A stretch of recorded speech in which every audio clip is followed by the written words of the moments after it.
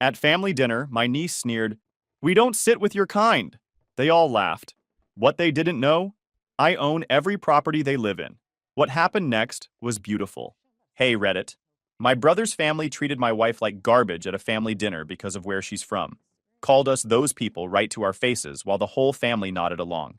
They had no idea I owned the houses they're all living in. By dessert, I'd made some calls. By Monday morning, their world was burning. Here's how it went down. I'm Jake, 34 male, and I've spent the last decade building a real estate portfolio in the Midwest. Started with one foreclosure property when I was 24, fixed it up myself, rented it out, and kept reinvesting. Nothing fancy or dramatic, just consistent work, smart purchases during the 2012 housing crash, and a lot of patience while everyone else was buying new trucks and taking vacations. The first property was a disaster when I bought it. Bank foreclosure that had been sitting empty for 8 months, vandalized twice, and had a roof leak that destroyed half the ceiling. Most people took one look and walked away. I saw opportunity, spent 6 months doing the work myself, tearing out ruined drywall, replacing the roof, updating the electrical, refinishing the hardwood floors that were hidden under disgusting carpet. Learned everything from YouTube videos and advice from guys at the hardware store. Made plenty of mistakes. Once wired an outlet backward and nearly started a fire. Another time installed a toilet that leaked for 3 days before I figured out what I'd done wrong. But every mistake taught me something. And by the time I finished, that house looked better than half the neighborhood. Rented it out for $850 a month, which seemed like a fortune at the time. Used that rental income, plus my day job salary to save for the next property. Lived in a studio apartment that cost $400 a month, drove a 15-year-old sedan, ate a lot of rice and chicken. My coworkers thought I was weird for not upgrading my lifestyle, but I had a plan. The 2012 crash was when everything changed. Banks were desperate to unload foreclosed properties. I'd saved about $40,000 by then, and suddenly that bought a lot more than it would have a few years earlier. Picked up 3 properties in 18 months, all foreclosures, all needing work. Spent every weekend and evening fixing them up, learning plumbing and HVAC and basic carpentry. By the time I was 30, I owned 10 properties. By 32, I'd hit 15. Now, at 34, I've got 18 properties generating about $24,000 monthly in total rent. After mortgages, insurance, taxes, maintenance, and unexpected repairs, I clear roughly $8,500 a month in passive income. Combined with my day job managing logistics for a manufacturing company, I'm doing better than fine. Now I own 18 rental properties across 3 counties. Mix of single-family homes, a few duplexes, and 1 small apartment building. Total value around $3.2 million with about $1.1 million in equity after mortgages. Not rich by any means, but comfortable enough that I don't worry about bills and can take my wife out for a nice dinner without checking my bank account first. The work isn't glamorous. Dealing with broken water heaters at 2 a.m., tenants who think rent is optional, city inspectors who get excited about finding code violations from 1987. But it's mine. I built it, and it pays the bills while giving me freedom. Most people working regular jobs will never have. My wife Sophie is originally from the Philippines. Met her 6 years ago through a mutual friend at a community event, one of those volunteer things where you spend a Saturday painting a community center. She was up on a ladder cutting in edges along the ceiling with the steadiest hand I'd ever seen, making jokes with the other volunteers while doing precision work that would have taken me 3 times as long. We started talking during lunch break. She was funny, smart, and had this way of calling out nonsense without being mean about it. When someone complained about having to be there on a Saturday, she just smiled and said, "Well, nobody forced you to volunteer for voluntary work." The guy shut up immediately. I asked her out that same day. We went for coffee, talked for 4 hours, and I knew pretty quickly she was different from anyone I dated before. She had goals, work ethic, and zero tolerance for drama. She'd tell you exactly what she thought, but she'd do it in a way that somehow didn't make you feel attacked. That's a rare skill. She's a registered nurse at County General, works night shifts in the ICU handling the critical cases that most people couldn't handle mentally or emotionally. I've heard her stories. Coding patients at 3 a.m., dealing with families who think screaming at medical staff will somehow cure their relatives faster, making split-second decisions that determine whether someone lives or dies. The woman has more patience and grace under pressure than anyone I've ever met. We got married 3 years ago. Small ceremony at a park pavilion, maybe 50 people total. Her family flew in from Manila. Parents, 2 siblings, an aunt, and 3 cousins. They were warm, welcoming, Treated me like family from day one, despite barely knowing me. Her dad pulled me aside at the reception and said, "You take care of my daughter and we'll get along fine." Simple, direct, no drama. My family showed up but made it weird by asking pointed questions about green cards and work visas during the reception. My aunt actually asked Sophie, in front of everyone, how long she'd been in our country and whether she was here legally. Sophie handled it with more class than they deserved, smiling and patiently explaining she'd been a citizen for years. Meanwhile, I was calculating how much force I could use to physically remove my aunt from the venue without creating a scene. The worst part was my mom pulling me aside before the ceremony and asking if I was sure about this. Not in a supportive mother worried about her son way. In a, "Are you sure you want to marry one of them" way. She didn't say it directly, but the implication was clear enough that Sophie noticed too. My brother Calvin is 3 years older, works middle management at a manufacturing plant, and has spent his entire adult life convinced he's smarter than everyone else, despite evidence suggesting otherwise. He's got opinions on everything: politics, economics, parenting, proper lawn maintenance, and will share them whether you ask or not. His wife Patricia is cut from the same cloth. Stay-at-home mom who treats it like a professional achievement, constantly posting on social media about the hardest job in the world, while her mother watches the kids 3 days a week. She's got this way of looking down her nose at people who work service jobs, which is ironic considering she was a waitress when Calvin met her. They have 3 kids: Brittany, 16, Austin, 14, and little Emma, 9. Brittany's the one who started this whole mess, but we'll get to that.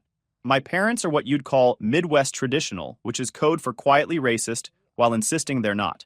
They'd never say anything directly offensive, but they ask Sophie where she's really from about twice a year despite knowing she's from Manila.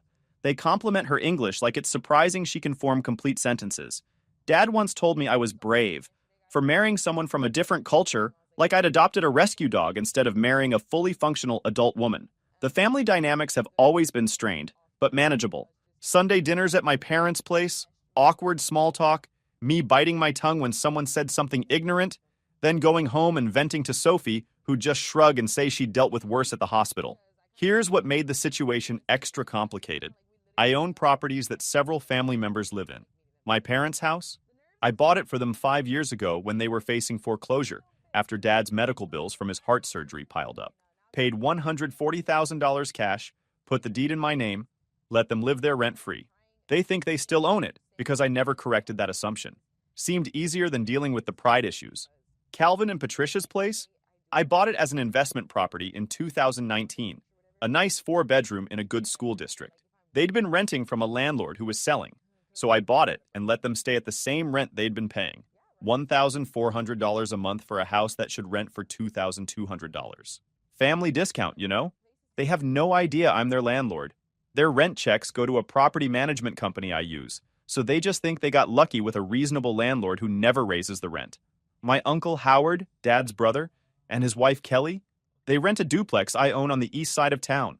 They know I'm the landlord, but I give them the same family rate, $900 a month for a place worth $1,500. Howard's been on disability for years after a workplace accident, so I figured I was helping family out. My cousin Brandon, Calvin's son, technically, but we grew up like brothers, rents a small house from me near the university. He's trying to finish his engineering degree at 29, after dropping out twice. I charge him $650 a month for a place that could easily get $1,100. He knows I own it, and he's always been decent about paying on time and keeping the place in good shape. So yeah, I'm essentially subsidizing half my family's housing costs, and most of them don't even know it. I never brought it up because it seemed like it would make things weird, and I didn't need the recognition.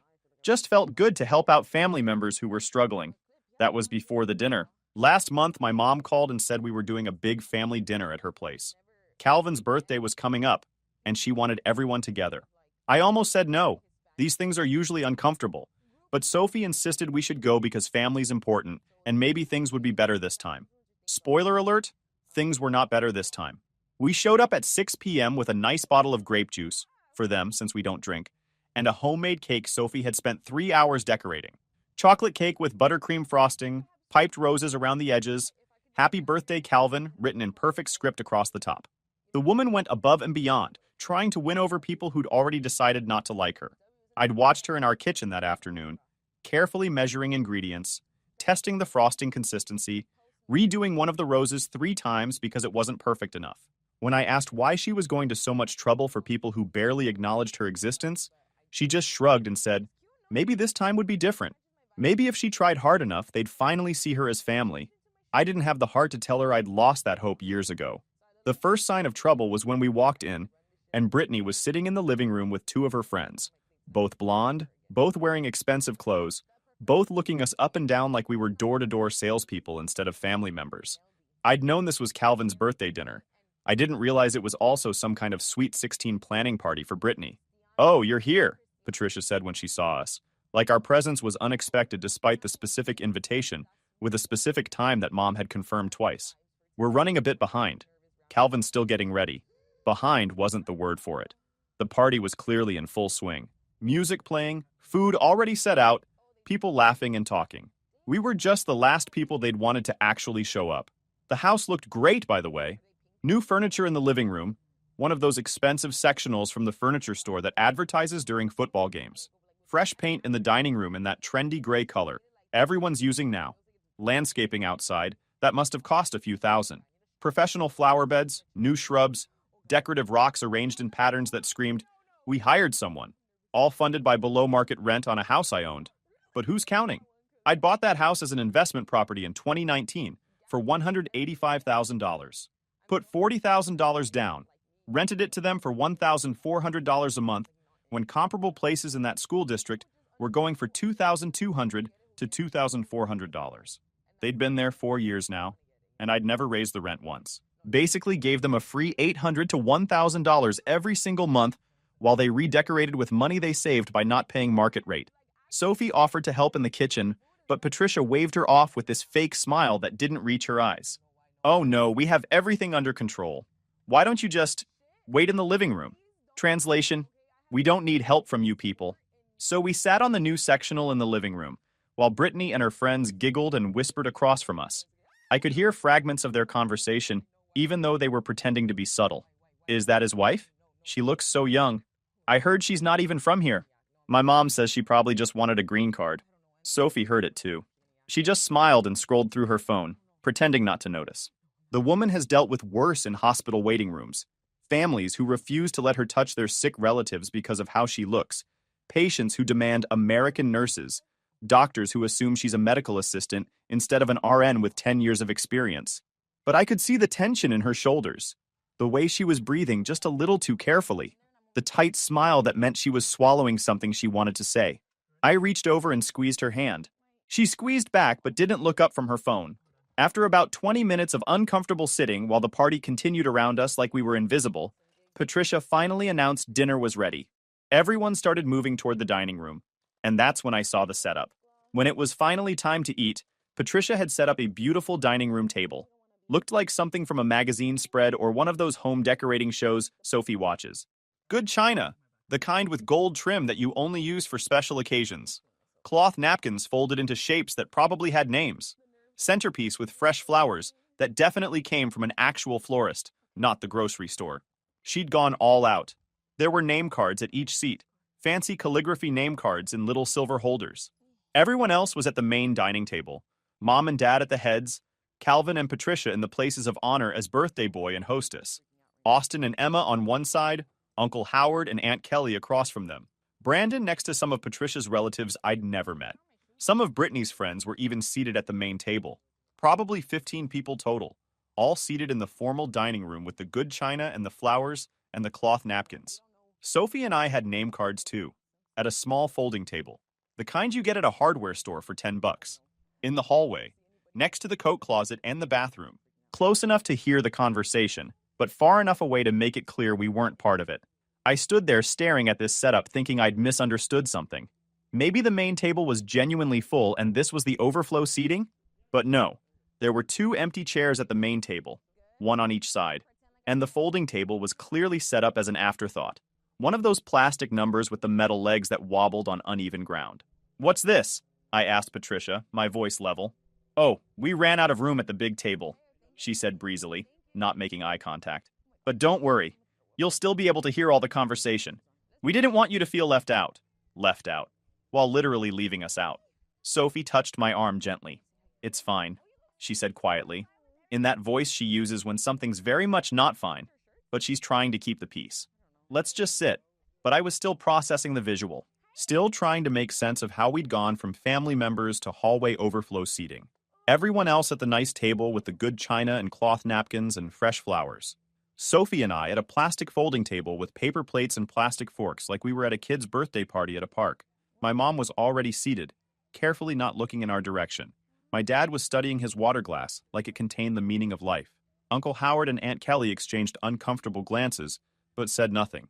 They knew something was wrong, but weren't going to risk making waves. Brandon looked genuinely upset, but he was just a kid at this point. No power to change the seating arrangement his aunt had orchestrated. That's when Brittany decided to add her contribution to the evening. "We don't really sit with you people anyway," she said, loud enough for everyone to hear. She was looking directly at Sophie when she said it. The room went silent. One of those heavy silences where everyone suddenly becomes very interested in their napkins. I waited for someone to say something, to correct her, to tell a 16-year-old that you don't talk to people like that. Calvin cleared his throat. "Brittany, that's not... what she means is..." "What she means," Patricia jumped in, smiling in a way that didn't reach her eyes, "is that the main table is for the core family. You understand. Core family." Sophie and I had been married for 3 years, but apparently that wasn't core enough. My mother was studying her plate like it contained the secrets of the universe. My father was suddenly very focused on cutting his bread roll. Uncle Howard and Aunt Kelly exchanged uncomfortable glances, but said nothing. Only Brandon looked genuinely uncomfortable. "That's messed up," he muttered, but not loud enough to really challenge anyone. Sophie squeezed my hand under the table. "Let's just eat and go," she whispered. But something in me snapped. Not in a yelling, dramatic way. In a cold, calculated way that probably should have worried me more than it did. I stood up slowly, pulled out my phone, and opened my property management app. Right there at the dinner table, I started making calls. First call was to my property manager, Denise. She picked up on the second ring. "Hey, Denise, it's Jake. I need you to start eviction proceedings on 3 properties. Yeah, tonight. I'll send you the addresses in a minute." The table had gone from silent to dead quiet. Everyone was staring now. No, nothing wrong with the properties. I'm just done giving family discounts to people who don't appreciate it." I could see Calvin's face starting to register what was happening. He'd gone pale. Second call was to my real estate attorney, Mitchell. Left a voicemail since it was Sunday evening. "Hey, Mitchell. Jake here. Need you to draft some documents for me. I'm transferring ownership of the property at 447 Maple Street back to the bank. Mom and Dad can work out new payment arrangements with them.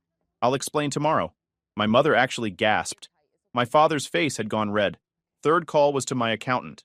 "David, I need you to restructure my portfolio. I'm moving 3 properties to market rate immediately, and I'm selling one. Yeah, I know it's Sunday. I'll double your usual fee for the weekend work." I ended the call and looked around the table. Everyone was frozen like someone had pressed pause on their lives. "So here's what's about to happen," I said calmly, looking directly at Calvin. "Your rent is going to market rate starting next month. That's $2,200 instead of the $1,400 you've been paying. You'll get official notice tomorrow." Calvin's mouth was opening and closing like a fish. Patricia had gone white. I turned to Uncle Howard. "You too. $1,500 a month starting next month. If you can't afford it, you've got 60 days to find somewhere else." Aunt Kelly started crying. Uncle Howard just stared at his plate. "And Mom, Dad, the house you think you own? You don't. I own it. I've been letting you live there free because I thought family helped family. But apparently I'm not core family, so I'm transferring the deed back to the bank. You can negotiate your own mortgage with them. Good luck with that on Dad's retirement income." My mother was crying now too. "You can't do this." "Actually, I can. I own the properties. I can do whatever I want with them." Calvin finally found his voice. "This is insane. Over a seating arrangement?" "No," I said quietly. "This is over years of treating my wife like she's not good enough for this family. Over the subtle comments, the assumptions, the looks. Today was just the last straw." I turned to Brittany, who was crying now, probably understanding for the first time that actions have consequences. "And you," I said. "You just cost your parents about $800 a month, your grandparents their house, and your uncle his affordable rent. Hope that comment felt worth it." Sophie stood up beside me. "We're leaving," she said calmly. We walked out, left the cake on their counter, left the grape juice on their table, left them all sitting in shocked silence. In the car, Sophie was quiet for a long time. Finally, she said, "You didn't have to do that." "Yes, I did. Your family is going to hate you now." They already didn't respect me. At least now they'll think twice before disrespecting you. She smiled a little. That was pretty dramatic. I'm a dramatic guy. No, you're really not. That's what made it so effective. The next morning, I followed through on everything. Denise sent official notices to all 3 properties about rent increases and terms changes. Certified mail, return receipt requested, exactly by the book. Mitchell started the paperwork on transferring my parents' house back to the bank, which involved some complicated legal maneuvering since they'd been living there, assuming they owned it. My accountant David worked overtime restructuring the portfolio exactly like I'd asked, moving properties from family subsidized to market rate categories in his spreadsheets. It felt good watching professionals execute a plan with precision. No drama, no emotion, just business getting handled the way business should be handled. The phone call started around 10 a.m. First was Calvin, and he was screaming. Not talking loudly.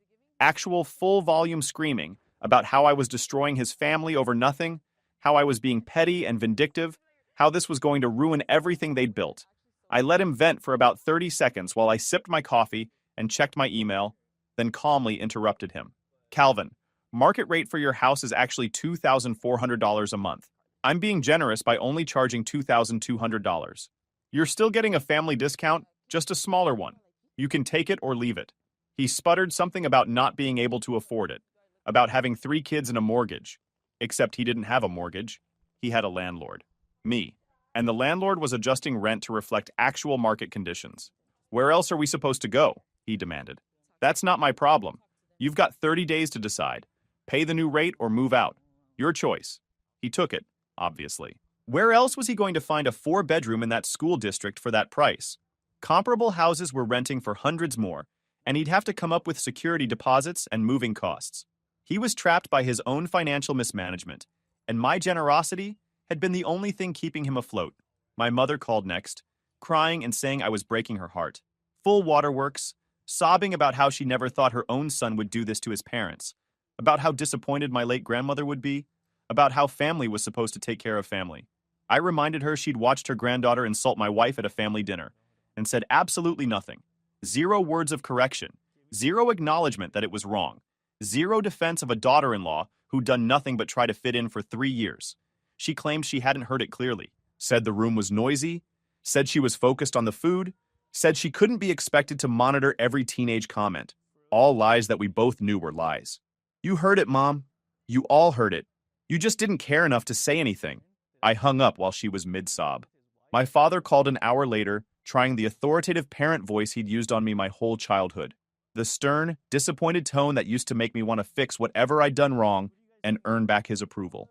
Told me I was being childish and needed to reconsider this rash decision, that we could sit down like adults and work something out that was fair to everyone. I've already been fair, Dad. I've been more than fair for 5 years. You've lived rent-free in a house I bought with my money while Calvin paid half of market rate and Uncle Howard paid even less. The only thing changing now is that you're all going to pay what everyone else pays.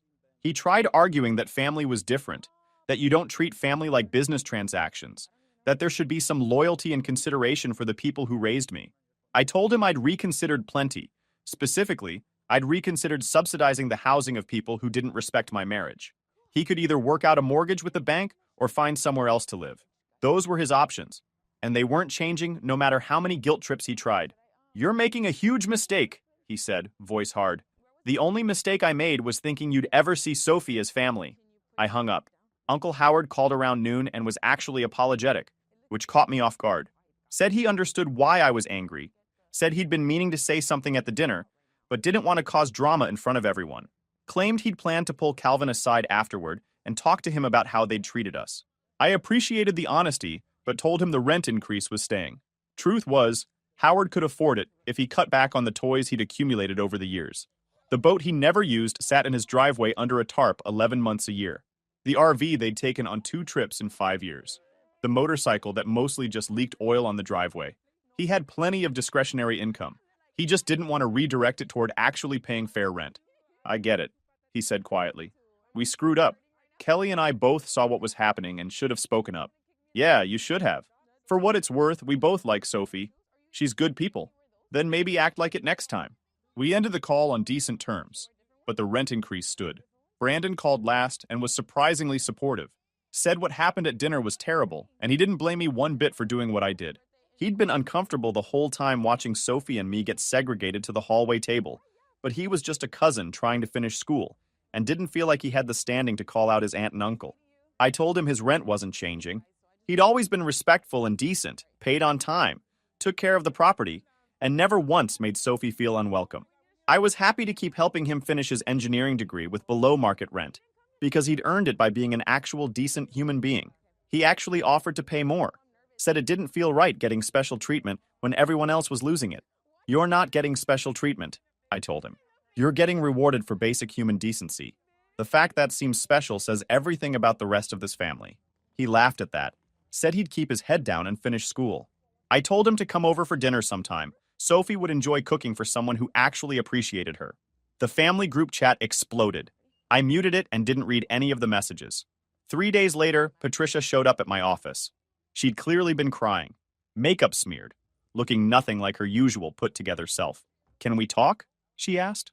I let her in. She sat down and immediately started with the apologies. She was so sorry. They'd raised Brittany better than that. It was just teenage attitude. They never meant for things to go this far. "Do you know what this is going to do to us financially?" she asked. "We can't afford an extra $800 a month. Calvin's job doesn't pay that much." I pointed out they'd just spent several $1,000s redecorating a house they didn't own and planning a Sweet 16 party. Clearly, they had some discretionary income. She started crying harder. That was savings. We were saving for Brittany's party. She's only going to be 16 once. And Sophie's only going to be insulted at family dinner once. Or at least, she better be. Patricia tried a different angle. "What can we do to make this right? Brittany will apologize, we all will. Just please don't do this to us." "It's already done," I said. "The notices have been sent. The contracts are updated. You can either pay the new rate or move. Where are we supposed to find $800 extra a month?" "I don't know, Patricia. Maybe Calvin can ask for a raise. Maybe you could get a job. Maybe you could cut back on the redecorating and expensive birthday parties. That's not my problem." She left crying. 2 weeks later, I got a letter from an attorney representing my parents. They were suing me for elder abuse and claiming I'd promised them the house. The case got laughed out of court when I showed the deed with my name on it and bank records showing I'd paid for it in full. Their attorney actually apologized to me afterward, said he'd told my parents they had no case, but they'd insisted on filing anyway. Calvin and Patricia started paying the new rent, but they were clearly struggling. I heard through Brandon that they'd canceled Brittany's Sweet 16 party and put the boat up for sale. Patricia got a part-time job at a medical office doing reception work. Uncle Howard and Aunt Kelly paid the increased rent for 2 months, then moved to a cheaper duplex across town. No hard feelings. They genuinely couldn't afford it on disability income, and I understood that. I wrote them a nice reference letter for their new landlord. My parents ended up working out a mortgage with the bank, but at current market rates, instead of the sweetheart deal they would have gotten years ago when they actually owned the house. Their monthly payment nearly doubled. Dad had to unretire and take a part-time job at a hardware store. The family stopped inviting us to things, which was exactly what I wanted. No more awkward dinners, no more subtle comments, no more pretending everything was fine. Brandon still came over for dinner sometimes. He was good people, and Sophie liked him. He apologized about 10 times for not speaking up more forcefully at the dinner. I told him not to worry about it. He was just a renter trying to finish school, not his job to police his aunt and uncle's behavior. About 3 months after the dinner incident, I got a text from Brittany, a long, rambling apology about how she'd been young and stupid and influenced by her parents' attitudes. She'd started volunteering at a community center with immigrant families and realized how ignorant she'd been. I appreciated the apology, but I didn't respond. Some lessons need to stick. 6 months later, Calvin called. Not yelling this time, actually humble. Said he wanted to apologize, that he'd been thinking a lot about what happened, and realized they'd been wrong. "I get it now," he said. "We treated Sophie like garbage, and you were right to be angry." "I wasn't angry," I corrected him. "I was done." "Fair enough. Is there any way we can, I don't know, fix this? You can start by treating my wife with respect when you see her in public. You can stop making assumptions about people based on where they're from. You can teach your kids better. We're trying. Patricia's been working with Brittany on cultural sensitivity stuff. Good. Is the rent ever going to go back down?" "No," he sighed. "I figured, but I had to ask. We're not close anymore. Family gatherings don't include us, which suits me fine. My parents and I have a cordial but distant relationship. We exchange holiday cards, I make sure they're not literally homeless, but the warmth is gone. Sophie handles it all with the same grace she shows everything else. Says she's dealt with worse racism from patients' families who refuse to let her treat them because of how she looks. At least my family's bigotry came with consequences. The real win was watching my wife realize she didn't have to tolerate disrespect just to keep peace with people who didn't respect her anyway. She'd been biting her tongue for 3 years, trying to win over my family, and in one dinner, she got permission to stop trying. These days, we spend holidays with her family, either flying to Manila or hosting them here. Her parents are warm, welcoming, and treat me like their own son despite the cultural differences. Her siblings video call every week just to chat. That's what actual family looks like. Last month, we closed on another rental property, a nice duplex near the university. Sophie suggested we rent it to international students at fair rates, give them a good landing spot when they're new to the country. We're working with the International Student Office to make it happen. My real estate portfolio is doing better than ever. Turns out running a business based on actual market rates instead of family favor pricing is more profitable. Who knew? Patricia occasionally posts passive-aggressive things on social media about family loyalty and forgiveness. I have her muted, but Brandon screenshots the good ones and sends them to me. We get a laugh out of it.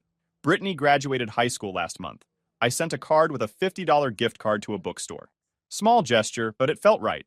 She's apparently going to community college and majoring in social work. Patricia complained about it in the family group chat, which I still have muted but Brandon keeps me updated. Said she wished Brittany would do something more respectable like business or nursing. Some people never learn. The lesson I took from all this: you can't buy respect with generosity. You can subsidize someone's housing costs, help them out financially, go above and beyond trying to keep the peace, and they'll still treat you like garbage if they've decided you're not worth their respect.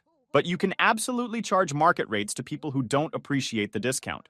And that's almost as satisfying as actual respect. Sophie's still a night shift ICU nurse, still saving lives, still dealing with difficult people with more grace than they deserve. I'm still buying properties, still fixing them up, still building something that's actually mine. And my family? They're still paying their rent on time, because they know what happens when they don't. Some people called me petty. Maybe I am, but I prefer to think of it as setting boundaries with financial consequences. You don't get to insult my wife and still benefit from my generosity. That's not how this works. The properties I own are doing well. The tenants who respect the arrangement get fair treatment. The ones who learned the hard way are still learning. And Sophie and I? We're building a life surrounded by people who actually value us. Her family, our friends, the international students who are grateful for a landlord who treats them fairly instead of trying to exploit their vulnerability. That's worth more than any family dinner at the core family table. Last week, my dad called and asked if we might consider coming to Calvin's birthday dinner next month. Said they'd really like to have us there, that it wouldn't be the same without us. I asked if Sophie would be seated at the main table. Long pause. Of course, he said finally. I'll think about it, I told him. I probably won't go. Some bridges are better left burned. But it was nice to be asked properly. If you enjoyed this video, please hit that subscribe button. It really helps the channel and help us bring you more and better stories. Thanks.